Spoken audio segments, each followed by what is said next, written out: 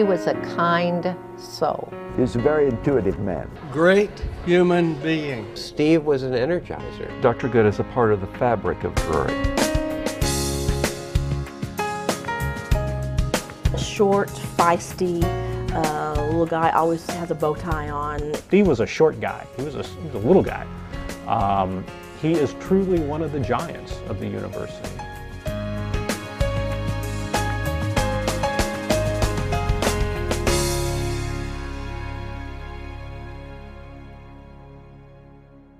When I think of Stephen Good, I think of the job interview that I had with him in 1985. I was grilled on my doctoral dissertation. He sat quietly for a very long time asking questions. I was a little afraid of him the first time I met him because he was a very, very smart person. I was nervous. Frightening experience on one level, but then also just a tremendous experience because I came to see that this was a person with great intellectual curiosity and vitality. Stephen Handsome Good, born 1942 in Columbus, Nebraska. He had been an English professor, department chair in Mount St. Mary's College, and the dean in Westmark College. In 1983, he made a life-changing decision. He came to Drury. 1983 was a turbulent time at Drury. Financial problems, falling enrollment, and low morale. The first priority for Good? Get the academic program in order, and the rest would follow. And 1, 2, 3, and 4, 5, 6, 7, 8, 1. Good sensed Drury needed a program that would set it apart from a multitude of small colleges in the United States. In 1990, the school began to work on a global perspective curriculum, known as GP21.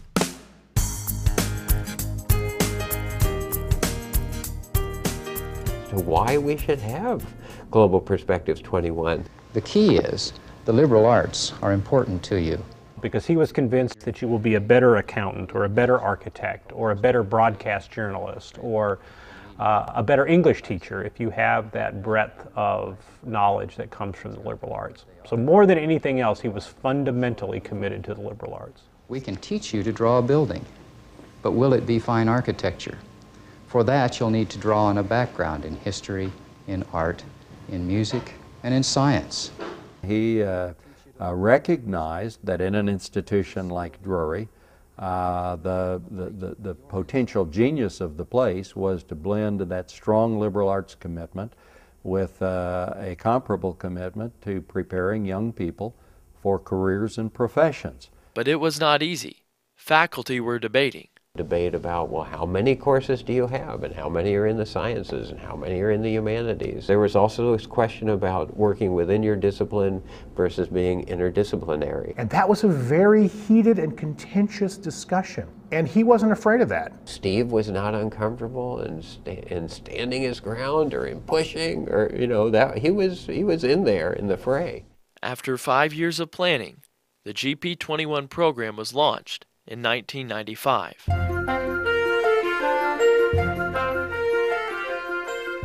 Our mission is to liberate persons to participate in and contribute to global community.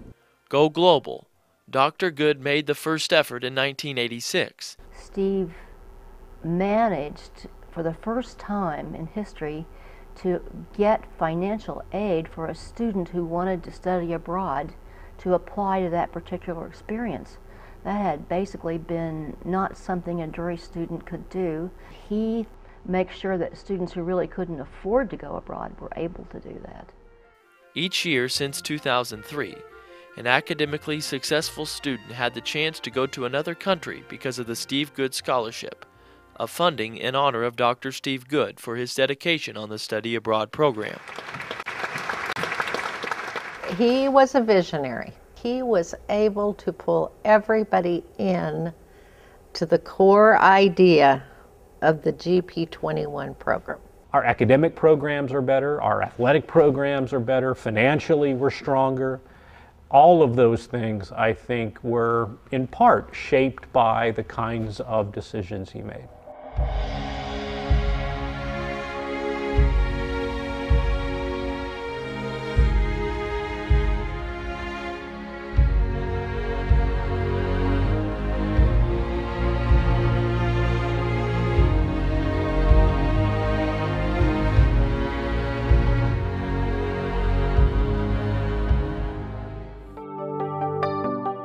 Steve became really the dean's dean. Steve made all of us want to meet his expectations. The last thing I wanted to do was ever just disappoint Steve Good, to think I wasn't, doing the best that I could do. We wanted to work hard and do things that would be in line with what his vision was for Drury, because we had such great respect for him.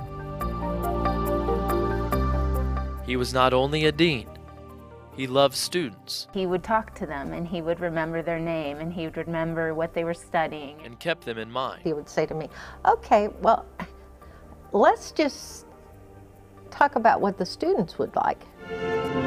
He went to almost all of their concerts. It was very unique if he was not there.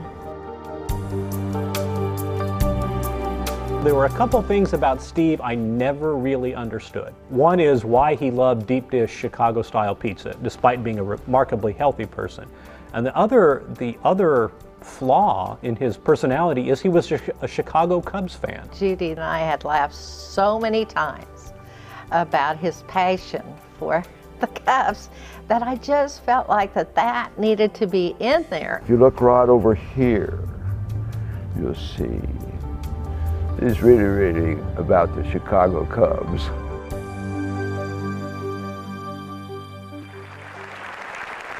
And in recognition of commitment to the liberal In 2003, Dr. Good hosted a celebration for Harvey Asher for writing the book The Drury Story, while also celebrating his own 20th year at Drury.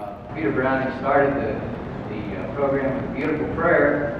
Among other things, he prayed for the dancers. On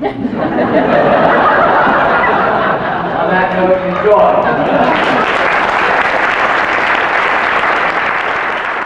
It was also his 4th year of having cancer.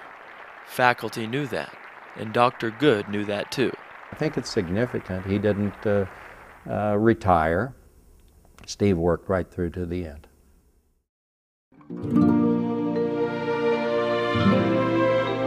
My father was a very loving man.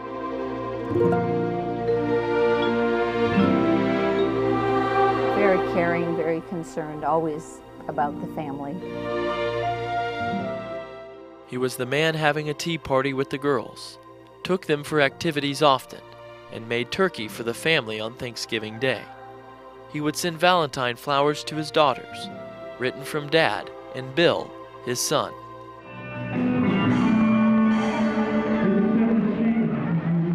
We were hoping that the last treatment he could get better on it, but it didn't happen that way, so.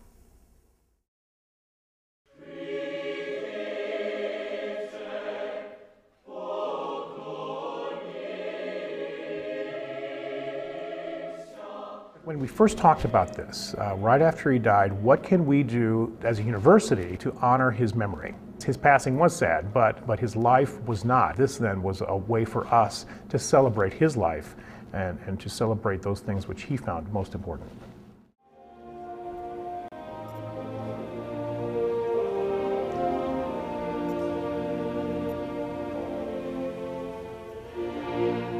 Often during Steve Good's battle with cancer, I heard my colleagues ask, why doesn't he just retire?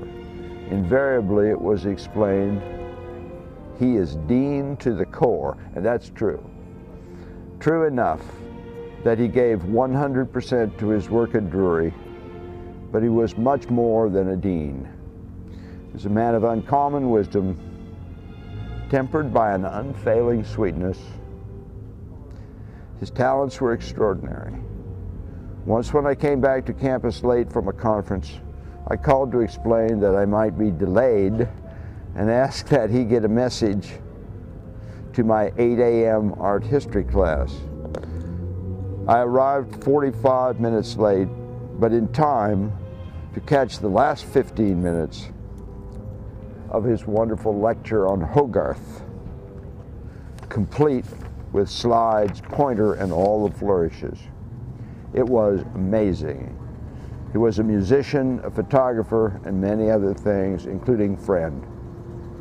In each of those roles, there was an absolute integrity, which was perhaps the thread which stitched it all together. I'll miss Steve Good profoundly.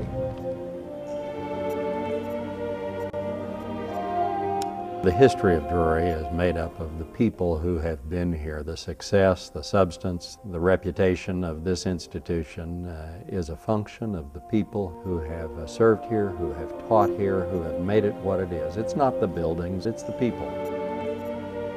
Drury, in part because he helped make it even stronger, will endure and will do great things for students who haven't even been born yet.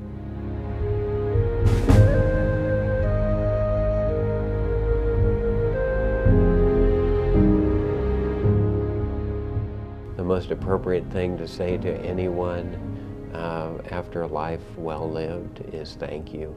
If it was within my power to have made the choice to never having known him or for him to have avoided cancer, I would have, with great regret, preferred not to have known him. But having known him when he had cancer, I am, and the university is so much better. Thanking him for all the wise moments that I sat in his office looking for good advice on what to do in difficult situations. We miss you, but we are so grateful for the years of commitment and for your vision and leadership.